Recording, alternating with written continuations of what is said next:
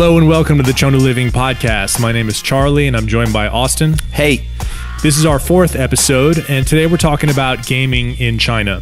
For those who are listening, there may be some who don't know that we're located in China. We are specifically in Chengdu, which is the capital of Sichuan province in the southwestern region of the People's Republic of China. And having been residents of China for several years and those who play games, we have had to find solutions to a number of small issues which are relevant to anybody who's playing games in China. Whether you're playing console games or PC games or mobile games, the landscape in China for games is quite different from the West, especially. And in this podcast, we wanted to share some information about kind of what we've learned and help people overcome some of these obstacles, which we've already found solutions for. And I'd like to go ahead and just make a little side note here. Just in preparing for this, it really made me realize how much of a bubble China is, just in finding news about China and what's pertinent to gaming here was not very easy. It was pretty difficult to find relevant, up-to-date current news on English or for foreign websites. Yeah, there's not much. I mean, a lot of the discussion about China is from the perspective of Western developers. So there are a lot of Western developers who are looking at China because it's such a big and potentially lucrative market.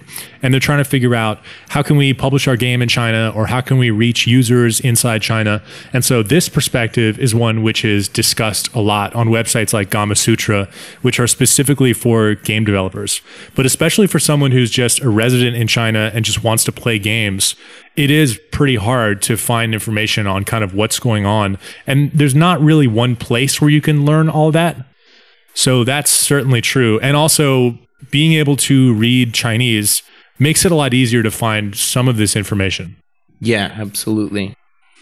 So for us, we are primarily Steam gamers, although we in previous podcasts have talked about a lot of the consoles which we've owned over the last couple of years. I have gotten rid of all of my consoles and you've picked up the Wii U. But other than that, we are pretty much Steam players. So we wanted to start by first talking about Steam in China. Steam actually was not officially in China until relatively recently, 2015, when Valve brought Steam into a number of new different regions, including China. And it was at that point where they allowed transactions to happen from inside China using China's currency, which is the renminbi. Right. And it is still kind of bypassing a lot of the official censorship things and a lot of things that are in place for typical games here. Yeah, absolutely. So culture in China, for those who don't know, is tightly controlled. Whether we're talking about games or movies or music or television shows, Western publishers of these things cannot just come to China and release whatever game or television show or movie they like. They have to go through a really onerous approval process, which is kind of designed to keep foreign influence out of China, because China is kind of a complex country. It is a communist country, as a lot of people know, but it also has a lot of kind of free market capitalist mechanisms in place. But for content creators like game developers, it's really difficult to navigate this regulatory environment because it's kind of specifically made to keep people out. But on the subject of Steam itself, Steam has not gone through this process. So as of now, any developer can get their game into the Steam China store without going through this regulatory process.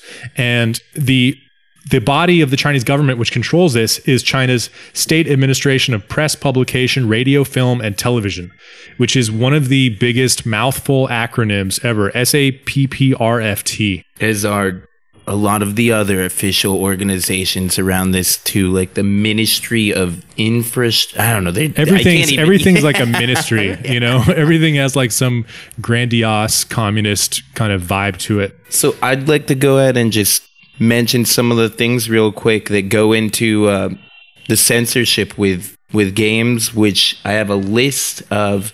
The video games in China are subject to the policies of censorship in China, whether or not they are violating basic principles of the Constitution of People's Republic of China, threatening national unity, sovereignty, and territorial integrity, divulging state secrets, threatening state security, damaging national sovereignty, disturbing social order, and infringing upon others' rights. It's a long list. It's a long list. Basically, the way that it works is a game developer, and they just changed these laws recently over the last 2 years for mobile game developers.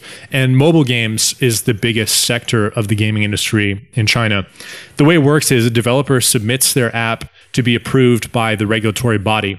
And it usually takes, I think, several months for them to go through this regulatory process. And then no one knows kind of what happens during that time. No one really knows who's checking it or where it happens or exactly what the criteria is. But mobile developers have to also provide a device along with the app or the game.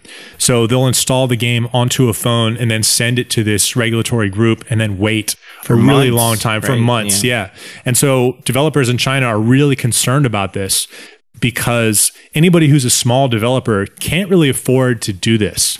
Having to wait months before your game can go online, when you have rent to pay and you have salaries to pay, can break you pretty much. I mean, if the game gets rejected, then the only recourse is to resubmit it and go through the whole process all over again. So there's really a very, very steep overhead for game developers in China for going through the official methods. But for Steam hasn't been doing that. And that is a great thing for us and for everybody who's on Steam. And Steam in China, this is the third largest region in the world for Steam. The biggest two are the United States and Russia, and China is the third. And since they introduced the renminbi into China in 2015, they have also brought with that localized prices for games. So it was, I guess, about a year and a half ago that I switched my account to the China store from the US store, and immediately I found so many benefits. Yeah, you caught up to my Steam library pretty quickly. The first benefit was that the costs are about half as much as in the United States. So whereas like Grand Theft Auto 5, for example, and this is another good example of a game which you would think would be banned immediately because the game has so many themes of sex and violence, things which go against, what the censors in China like to keep out. I mean, most of the things that I've seen blocked are like blatant, just command and conquer generals with you build things like that are national things of importance that get destroyed in the game. And that's one where China is like the villain too. Yeah. But I mean, it's much simpler to make a list of what is approved rather than what is blocked. Yeah. I mean, the default state is pretty much blocked, right? And then it's more like a whitelist than a blacklist. Yeah, well, some games also get slightly altered to be allowed to appear here, like in some of the character models for things in World of Warcraft were not deemed appropriate, so they were slightly altered, like skeletons had skin put on them because they thought, I mean, I think it's ridiculous because it's a pretty cartoonish game, but it's small things like that. Yes. That's a really interesting example. So World of Warcraft, it was released in China by a major Chinese publisher, and World of Warcraft is massive in China. I mean, I think it's not as big now because of League of Legends has kind of taken away a lot of its thunder. But for many, many years, World of Warcraft was huge in China. It was on the side of Coke cans. There were buses with World of Warcraft advertisements. It was like really, really big mainstream game. And so in that case, that's one where they'd say, all right, we're going to modify this game to suit the Chinese market. But those cases are extremely rare. Yeah. Very, very few of those. In the case of World of Warcraft, though, they have rules against undead, like creatures of the undead. Yeah. They also have science fiction. So a lot of Western movies in particular, like sci-fi movies, don't come to China because China does not allow depictions of the future, like common depictions of the future, like Western, sort of depictions. And what I've heard is the reason why is because these commonly do not include communism. Like communism, they've gone beyond communism in like the popular science fiction picture of what the future looks like. And that is incompatible with the censor's view of what is allowed in China. We won't allow that. If you come to us with a vision of the future that portrays communism as the dopest, coolest form of government, then send that film our way. You know, it almost would be really novel to have like a sci-fi future story where like communism is like the central theme. Yeah. It's like communism makes some kind of comeback and like takes over Earth and then gets like sent to another planet. I mean, both of these things are like just laughably cartoonish. Yeah. You know, for like banning sci-fi, first of all, or just like having some kind of communist dominated sci-fi future. Right. But, you know, China is a place of kind of crazy, surreal rules and laws, many of which are ignored. So when we talk about games which are banned and censorship in China, every single game that you can possibly imagine is available inside China. So yeah, I mean, this is probably touching upon some of the other things I want to bring up in today, but about piracy. Piracy, absolutely. Yeah. So piracy is the main way through which games have been distributed in China for decades. I mean, this is probably a good point for me to bring up consoles in China and the ban. The ban on consoles, yeah. So the sale of consoles was banned in 2000 by the Chinese government. They feared that consoles would have adverse effects on the Chinese youth. And I mean, really, the ban, which sounds like it would be a terrible thing, did not have a huge impact on people playing games in China. People still continued to play games, obviously, for the last 17 years or so since then. And in January of 2014, the ban was effectively lifted when the Ministry of Culture felt that foreign firms could manufacture consoles in a Shanghai Free Trade Zone and go through this whole process of having every console inspected and all this. But during all of that time, people were still importing Xbox 360s and Wii's and all this stuff. Yeah, so I'll tell you, I came to China in 2005. Right. And when I came, one of the most compelling and like surreal things about China at that time was going to these markets where you could buy all this bootleg media. With everything on it already. With everything, anything you could possibly want. It was like a Best Buy where it's like everything cost $1. I mean, I remember before I came to China, I had a friend just after I got out of high school, I believe, talking to me about all the trouble he was going through to crack his PlayStation 3. And in China, you spend like $5 and someone else will crack it for you. I mean, what they've traditionally done in China is when you buy a console, they crack it for you.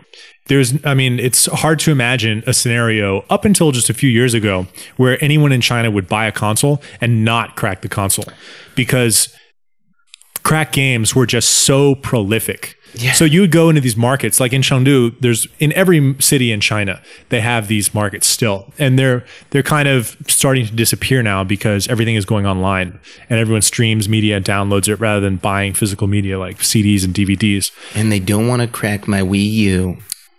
They're over it. They're like, get on the Switch, bruh. We're done with the Wii U. But actually another thing that is of note, though, is even after the ban was lifted, consoles in China actually cost more at release than they do in other countries. A lot more. Yeah. Actually, this was what's so interesting about the unbanning. So consoles were banned for 17 years. And then when they unbanned them, it's like a really big, global kind of story for a period, right? And the story is China has banned consoles for so long, and the impression that people have outside of China is that China hasn't had consoles, and like now they're going to have consoles, and there's 1 billion people who are suddenly going to be playing video games. And this is like not the truth at all. I mean, the truth is that everyone who wants a console in China already has one and has had one for a long time because they've been for sale the entire time, despite being, quote, banned. And actually, the ban is only on the distribution of consoles, right? Not on owning them. Yeah. So I've actually been in Computer City. This is like a really great memory or a really great thing to witness if you have the opportunity in China. So what happens is in these computer markets, they're routinely stormed by police who are searching for illicit materials which are being sold. So inside these markets, it's about, 85% illegal material which is being sold. copied DVDs, copied games, copied everything you can possibly imagine. That's pretty much what most of the market is all about. So they have these routine kind of events where police just storm into the market. And I've been upstairs when this happens, and it's just really fascinating. So here's how it goes. So there are dozens of vendors who have all their games or movies all lined out, where you can, for browsing, right, for customers. And they get a call on a telephone or a walkie-talkie. They have like a communication system. So people downstairs at the ground level can see when the police are coming up. And so they issue the call out to everybody. And so all the vendors get the call and it says, police are coming. So all of a sudden, just out of nowhere, there's all this furious activity to cover all the games. So they take these big sheets out, or they hurriedly, drop everything into boxes and then just like put it under the surface of the table, right? And then the police come up, and they're uniformed police, and they're just kind of browsing around, looking around, and there's all these vendors there, dozens of them, who are just standing in front of blanketed display cases, and they're just like and the cops are like, yep, nothing going on here. They walk around for a few minutes and then they leave, and then they take the blankets out and everything resumes. And this just happens all the time. And witnessing this, I'm just like, what the fuck is going on? Like, how are these cops actually that dumb? Like, they don't know what's going on? Or is their job just to come up and make sure that no one's like flagrantly selling something without a blanket over it? Like, what is going on here? But basically, China is a place of many rules, and most of those rules being broken. Yeah, China is a place where you have to find your way around the rules. So when consoles became legal, because of the import tax which they have to pay, the cost is way higher than it is even for illegally imported ones. So actually, I contacted several of my Chinese friends to talk to them specifically about whether or not they would want a mainland Xbox or a mainland whatever. All of them said, one thing that's nice about it is that you have the warranty, but I don't care enough about the warranty to pay the higher price of a mainland console and have to deal with all the BS that goes along with that. It's locked to China. Yeah. So everybody, all of my Chinese friends that I spoke to about this said that they would not buy a mainland one, or they already have a Hong Kong version or something like that. So what people have been doing for years is, because Taiwan and Hong Kong operate under different laws, and they don't have these regulatory bodies which keep all the games out, and Ministry of Culture and so on. These games have, games like, Call of Duty or Grand Theft Auto or whatever, every game you can imagine basically has been available in Taiwan and in Hong Kong. And Taiwan they speak Mandarin. They speak the same language that mainland China speaks. They just use traditional characters. In Hong Kong, they speak Cantonese, which is a different form of Chinese, but they also use traditional Chinese characters. So they can read the same text, assuming that, not everyone in the mainland can read traditional characters. But for all of my friends, like one of my good friends who has PlayStation 4 and has been playing a lot of consoles, he just buys Hong Kong versions of games. Right. And he's been doing that for years. So people inside China could just easily buy these Hong Kong versions and play the game in Chinese, and in most cases even have the voice in Mandarin. Yeah. If the game is released in Taiwan. And you can play games that would have been banned or something otherwise. You can still play all of those games, which otherwise would not be available here. Right.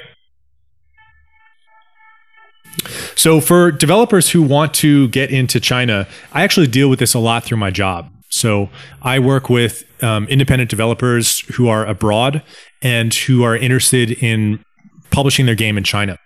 And it's this insanely complex process, as we've been talking about. So what most developers do is they just don't go through it.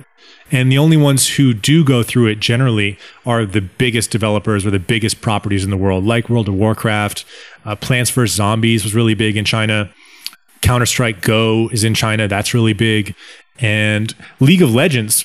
And League of Legends is actually kind of a good example of a really popular game, not only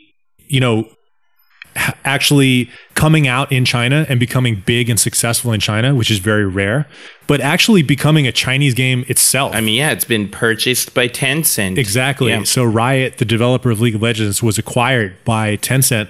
And there are actually a string of other big developers who've been acquired in the same way. The second biggest one is Supercell, which is in Helsinki, Finland. Oh, I didn't even realize they've been acquired now by Tencent. I thought they were a majority stakeholder. Tencent was, but they acquired them. That's right. Yeah, they didn't acquire them outright. They're a majority stakeholder, I think, or maybe they did acquire them completely. I'm not sure. I'm not sure either. In any case, Supercell has Chinese owners now. Yeah. So this is a big change from what they were doing. Previously there were like a good example is Tai Chi Panda. Have you ever heard of this game? No. Exactly. Yeah. So Tai Chi Panda is a game that was developed by NetEase and published by Snail Games. And a lot of developers in China were trying to become successful outside of China for a long time. And I mean, they still are, but they've changed their strategy and the new strategy is a lot more effective. But what they were doing previously was taking games which were very successful inside China and then localizing them for a global audience. And so Tai Chi Panda is an example of this. And they actually hired Ronda Rousey to be a spokesperson of the game. Are you familiar with Ronda Rousey? No. She's one of the most famous UFC fighters in the world. Okay. So she's like a multiple time world champion fighter. And also had her fight with the Tai Chi Panda. Yeah, so she's like a beautiful, sought after spokesperson, right? Obviously they paid like a ridiculous sum of money to get her. And this was, now she's kind of had a fall from grace, but this was when she was kind of at the top of the game. So Tai Chi Panda had Ronda Rousey promoting their game in the West, and they actually paid for super expensive advertising with the UFC. So for a period, when you would see big UFC fights, there was a giant Tai Chi Panda logo at the bottom of the octagon. So all of the live feeds, which were on pay-per-view, and all the replays, which were on YouTube, were showing this Tai Chi Panda game. And it's funny because they spent so many countless millions of dollars to do this, and it didn't pan out. It seemed like no one really noticed. No one really cared, And this is kind of what happened to almost all of the Chinese developers with global ambitions. I mean, they don't really, a lot of them don't translate to the same a lot of it is either pay to win. I mean, I think a good example of a game that's popular here that would not go over well anywhere else is a Counter-Strike clone called Crossfire. That's actually Korean. Oh, that's Korean. Yeah. Okay. Well, very popular here, though, right? And yeah, very popular in the Asian market, I guess, and it's essentially pay to win. Yeah, I don't think it's even popular in Korea. I think it's like China is like its major market. Yeah. Crossfire is a blatant copy of Counter-Strike. Yeah. If to anyone listening to this, if we were to show you a video of Crossfire, you would say, no, you're mistaken. That's Counter-Strike. Counter-Strike, yeah. Yeah, so it looks the exact same. So with Tai Chi Panda and this kind of larger strategy of trying to make Chinese games popular outside of China, it just didn't work at all because there's a lot of reasons, but the cultural gap is so big. I mean, you can't just take a game which works in China and even make some modifications to it and expect it to get traction outside of China. So it seems like China as a whole abandoned that strategy and just moved toward acquiring Western developers who already have a proven track record of global success with games like Clash of Clans or League of Legends. And that really works because they obviously have the bankroll and they lack the knowledge of how to make these type of games. So the acquisition, synergistic. Yeah. So the acquisition model is what China is doing now. So certainly look for more big Western developers to get acquired or invested by. Tencent in particular. Tencent is the biggest, I think it's the biggest company in Asia. Yeah, it's huge. And speaking on that matter, Tencent did just go and acquire a lot of the only publisher to publish these games in China on Tencent's own gaming platform to rival Steam here, such as Rocket League. Yeah, so this is super new news. So for anyone who hasn't heard this news, tell the news. Yeah, what was it, about a week ago or so, Tencent has a gaming gaming platform here. I think that's been called Tencent Game Platform or something like that, TGP. They have changed the name to WeGame. And it actually currently boasts 200 million users compared to Steam's global 125. Yeah, but they're all in China. They're all in China, though. So at this point, we don't necessarily know whether or not Tencent is planning on to combat against Steam globally, but they are. Well, we do. So the news is that this has been rebranded from TGP into WeGame, and that now they're targeting overseas users. So they're going outside China now. Yeah. And that they're competing directly with Steam. They are competing directly with Steam, but I mean, at this point, their 200 million users are within their. I mean, they develop the acquisition of these rights is to publish these games in China. So after this happened, Rocket League was removed from the Steam store in China, as well as all the other games announced. Well, so they announced that they're international. Hold on. They announced that they're going to publish Rocket League in China. Right. So this changes nothing for Rocket League outside of China. Exactly. That's my point. So internationally, they have not really changed things, but for China, it's a huge thing. You know, I mean, it's already almost double the users of Steam totally. Sure. But when you talk about numbers in China, it gets big quick. Yeah. You know, so when you're saying like, oh, this many users, like, is it in China? Okay, well, then the number's going to be gigantic. It's going to be much bigger. Also, it's something like 70 or 80% of people who are on the internet in China are classified as gamers. Right. So that alone is like 800 million people or something. I mean, it's a ridiculously large number of people. But from what I've seen, most people talking about this WeGame announcement and Steam now having a extremely well-funded, motivated competitor in China is that it probably won't make that much of a difference for people outside China. They're still going to choose Steam. Yeah, Steam is still going to be the go-to platform because it's built such a strong reputation and it has a head start of a decade plus, and it just has a lot of important assets which Tencent and WeChat do not have outside of China. But for those of us inside of China, it's pretty scary for Steam. Terrifying. I mean, if Tencent, I mean, with the way business is done here, it is scary to think that Tencent, with its strong ties to the government and everything, that it's going to find a way to be really successful and push Steam out of China. Right. So what you mean by the way things are done here, I think, is that the more well-connected rival in China usually buries the competition. Yeah.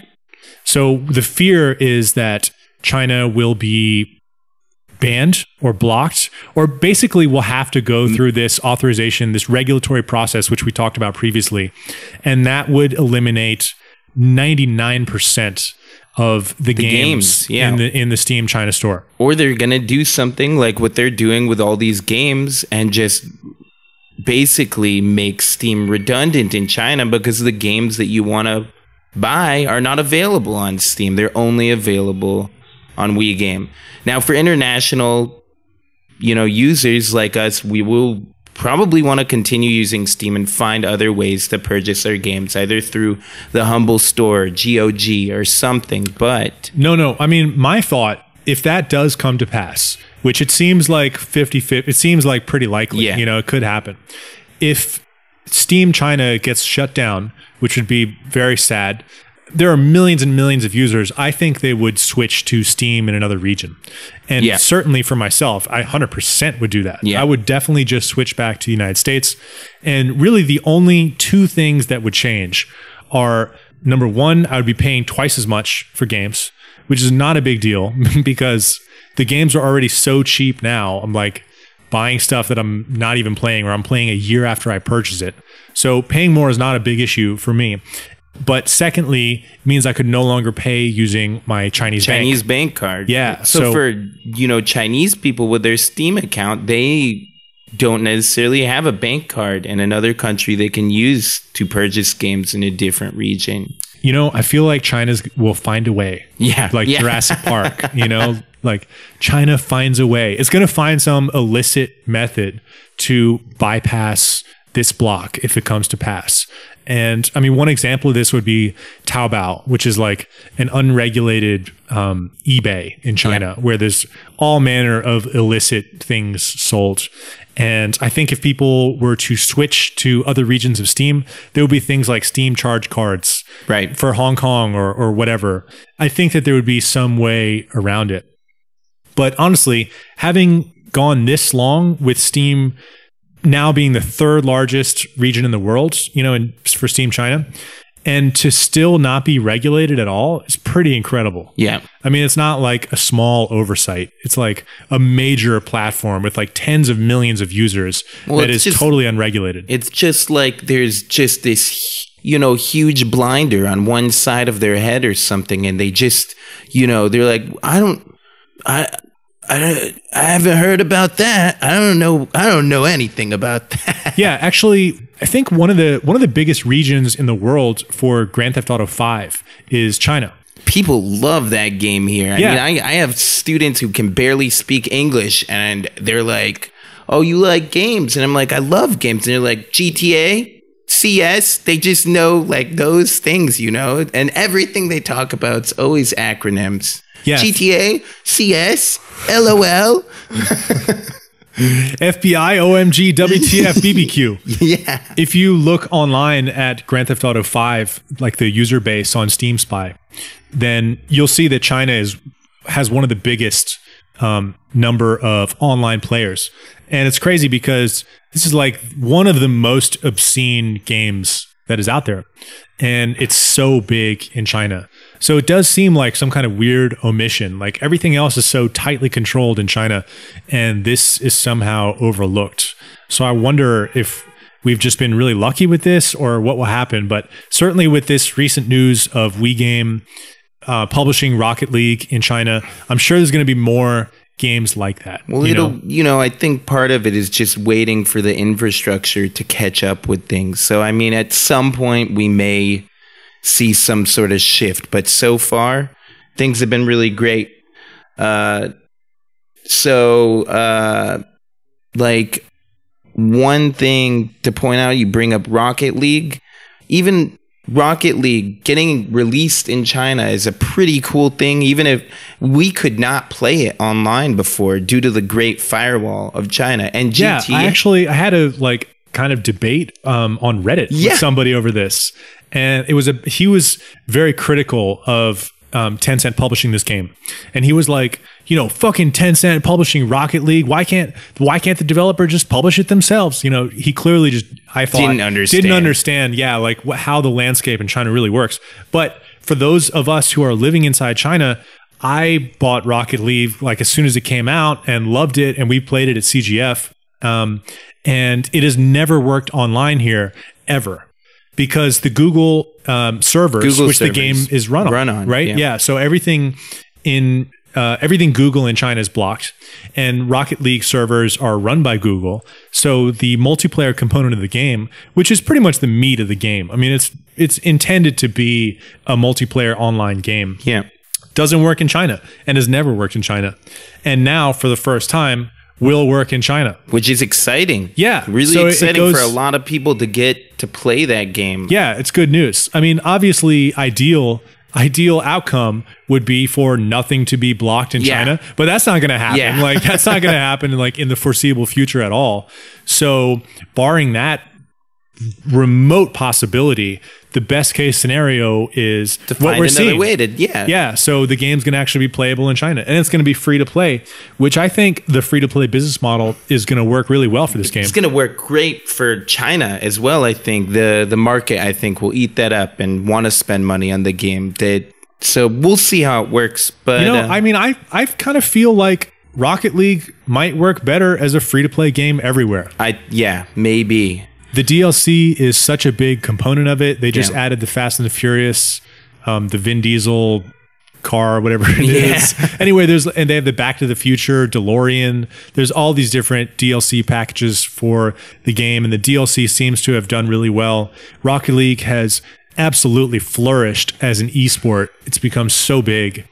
And I feel like making it free to play, the user base in China, I mean, this could be a massive, massive game in China. Yeah. It'll be interesting to look like 2 years from now, but it's hard to imagine that this will not be a smashing success because it's been so big all around the world, and because Tencent has this super powerful monopoly position where almost anything that Tencent pushes immediately goes to hundreds of millions of people. So there's kind of no other publisher in the world like Tencent, because Tencent and NetEase control about 80% of the gaming market in China. And so they have control pretty much not like anything else on Earth. There's really no other region in the world of gaming where there's one player who has so much power and so much influence. And so Tencent is just like the gatekeeper. Yeah. So that game specifically has problems due to the Google servers, right? Even if you're not playing on Google servers, you still run into issues just due to the Great Firewall, and has 3 entry points into China: Beijing, Shanghai, and Guangzhou. Even if you're playing another game, we were playing Rainbow Six Siege a lot, and occasionally we had major problems, not necessarily just due to Uplay, but due to server-side issues. Yeah, there are a lot of online games which don't work in China or are just too slow because we're going through the Great Wall, which introduces a lot of latency. But for games which are popular in China and have servers inside China, it's like I'm playing with somebody in the next room. Yeah. It's like no latency whatsoever. It's great. I mean, the infrastructure is still being developed and everything. As long as you live in a developed city such as Chengdu or Beijing or Shanghai, though, then you are good to go to play online with people within China if the servers are within China or they've established a good server base at an entry point like Hong Kong or something. Right. Yeah. We've actually made a list on our website of multiplayer games which we've tried and tested and we can certify work well inside China. And it's a pretty small list. It's like 15 games or so. Recently we tried Deceit, and that was not that, or Dead by Daylight. That was another one like where we ran into some issues. Yeah, that was a really cool game that just did not work out as well as I was hoping it would. Yeah, basically we're looking for mostly peer-to-peer games. So not ones which connect to a server.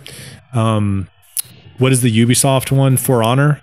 Yeah. That was one that like a lot of people downloaded, and like a lot of games can just cause like these kind of, you go through this whole process of installing a game and playing it and then finding out that it doesn't connect, or it does connect, but it's like a huge amount of latency. Yeah. The general situation with the internet in China is connecting to everything inside China is lightning fast. And then connecting to everything outside China is often really slow. Yeah. There's one other thing I want to touch on a little bit, and that is VR and its recent boom in popularity in China. Yeah, I noticed another VR bar yesterday. Riding my bike, I saw like a big VR sign. Was cool. that the one over in Mozichao? No, it's right by the range. It's on First Ring Road. Yeah, that's what I mean. It's the like weird astronaut looking guy or whatever. No, it's got 2 big letters, VR. I'm pretty sure there's an astronaut. If you look, anyways, yeah, new place. There's lots of VR places. HTC actually opened an official Vive VR place in Shenzhen. Really? Yeah, they announced a partnership with Shenwang, one of China's largest internet cafe software providers. And the first arcade being built in Shenzhen is one of many that are planned. What do you know what that's like? What is that? What does a official HTC VR place look like? They have these places. They have like a kind of a car setup with steering wheels and stuff that you sit in and drive a car. All these just like different tools and things designed to enhance. I have not been to a VR bar that has that stuff. I mean, the general thing has been these kind of VR cafes, I guess, that are like rug on the floor. They're like, you know, it's like little, an apartment. it's like an apartment. It's like someone's you go apartment. to someone's apartment Yeah. and they have like 4 VR set up there. Right. So we have this one spot which we've been to. I've been there several times. Our kind of VR spot in our CGF group, we have a couple people who've been there. Basically, the way it works is it's a residential apartment, and they've converted the apartment into a VR cafe where people can come and play games. And so they sell memberships. I think it's about $50 for how many hours? Like 5 hours or something like that. It's about $10 an hour, basically. And they have the Vive, HTC Vive. They've got 4 of them, and they're wired such that they're hanging from the ceiling, which is kind of cool. Yeah. Cool arrangement. And they have 4 kind of beefy gaming desktop computers, which are connected to the HTC Vives. And the games are 100% pirated, pretty much. They're like most of them. Yeah, almost all of them are just like pirated games. And they've got this massive catalog of games. And you just tell them what you want to play, and they load it up. And if they don't have it, they're like, we'll have it for you next time. Yeah, they're really nice people, actually. They are running Steam there. So, like, I've had some cases where I'm like, actually, can you download it from Steam? Because it's been updated like 50 times since you pirated it. But these places have been popping up and getting really popular because people are interested in VR. But, I mean, it is really pricey considering what the average income is for a Chinese user. They're more interested in going on a regular basis to a place like an internet cafe or these VR startup places than spending all the money on a new computer and a new VR, and let alone having the space to do that. Yeah, it's great. I was listening to a podcast recently, a gaming podcast, where they were talking about which VR games they've played recently. And 2 of the people on the podcast had both HTC Vive and the Oculus Rift. Wow. And they're like, oh yeah, I haven't played any VR games recently. Just like, oh, nothing really strikes me. And like, it's such a hassle to like set it all up and like go through that whole process.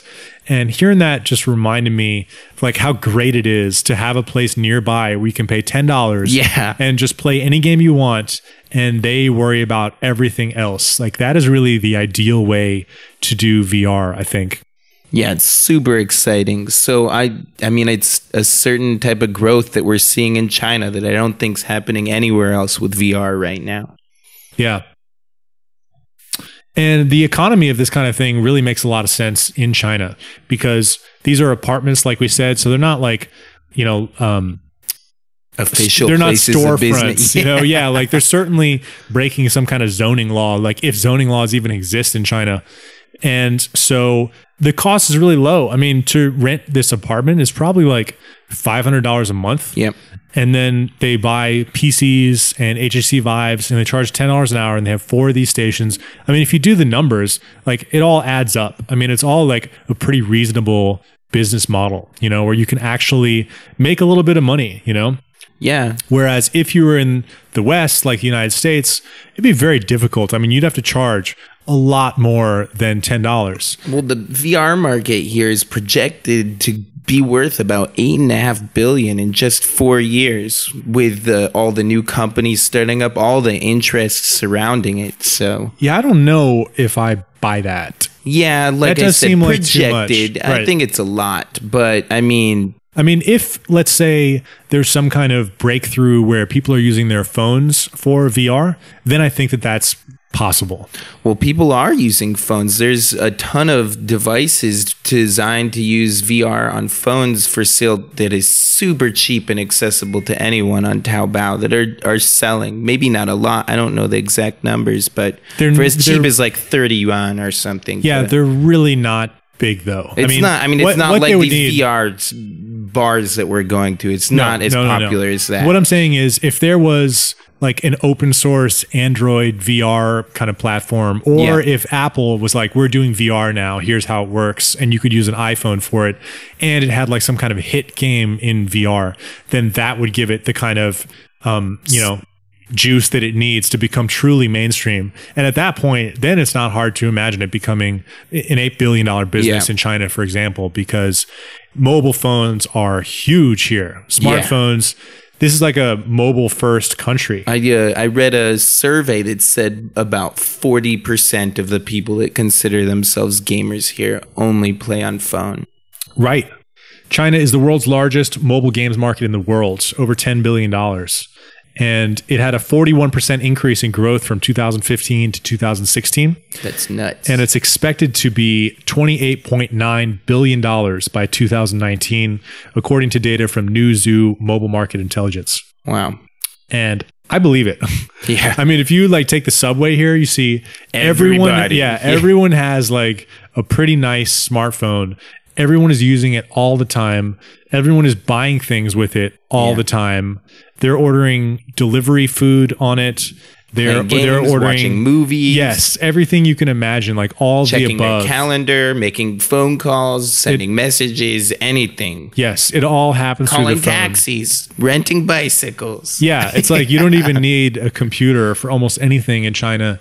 So it seems like the phone is certainly the primary go-to device for most people. So anything else we should say before we wrap this up? Let's talk about what games we've been playing recently. Yeah. My hard drive crashed and I've been struggling to get games back on it. I was looking through games to play with my friend last night and I loaded up Crypt of the Necrodancer. Oh yeah. We did not make it very far. That is a challenging game. It is a challenging game. But I enjoyed getting back into it and would like to spend some more time. I would like to make some real progress in that game. It's super fun. And super fun. I think it's cool that you can load your own music into it if you don't like that techno whatever. No, you got to use the default music. It was inspired by Michael Jackson's Thriller. I actually know. Fun. Yeah, I know the developer, Ryan Clark. I met him at GDC China. We went to KTV together. Wow. Oh, that was maybe a year and a half ago. Something like that. Yeah, he was inspired by Michael Jackson's Thriller. It's fun. It's like that I like the music. Vibe. It's upbeat, like kind of fun. It's good music. It's a good contrast between the setting of the game and the disco music. Yeah, I remember when we played it at CGF, you loaded some custom music up onto it, and it was really difficult for people to catch on to. I mean, the beat's so integral to that, and the soundtrack for that game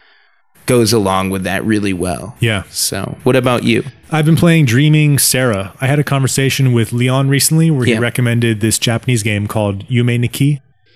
And the game is actually popular in China too, which I found. I started reading about it. It's kind of an Undertale looking NES kind of style game. And it's like a super out there RPG maker game. Very similar to Undertale. And I started reading about it and I found that it was mentioned that it was a great influence to Dreaming Sarah, which is this dream-like kind of adventure game, retro indie game. And I realized that I have it in my Steam library. So having all these... you already had it. Yeah, so here's a good example of like having all these cheap games on Steam leads you to buy like hundreds and hundreds of games, which I haven't even played, like literally. And this is very common also. It's not like, I'm the only person doing this, but... Well, it's between that and both of us being on the Humble Monthly and everything. Between all of that, it's hard to keep track of what you have. I am constantly surprised at some of the stuff I find in my library. Right. So I was like, Dreaming Sarah, this game looks interesting. I think I've heard of that. And I'm like, I look it up on Steam and it's like, this is in your library. I'm like, oh shit. I'm going to play that. Yeah. So I loaded up, play that. Really cool game. Super abstract, very bizarre. And a short game, only takes a couple hours. So I recommend checking it out. I think you'd like it. Yeah. It's like dreaming, this surreal kind of dream-like, lucid dreaming sort of landscape. Sounds right up my alley. Yeah. All right. So thank you for listening to the podcast. You can check out our previous 3 episodes on our website at chengdugaming.com. You can also find the podcast on iTunes or on Stitcher. If you have a moment to leave a review for the podcast on either of those platforms, we would really appreciate it. And we have videocasts on our YouTube page, which is just Chengdu Gaming. And that is where Austin takes these recordings and puts videos of the games we're talking about to him. What are you going to put on this one? Oh, well, just like lawyers fighting it out in court. Yeah, like, that seems reasonable. Yeah, you know, a whole bunch of angry fists and just like communist soldiers marching. Nah, this whole one's just gonna be censored. Yeah. Okay, that'll work. Anyway, thank you for listening. We'll see you guys next time.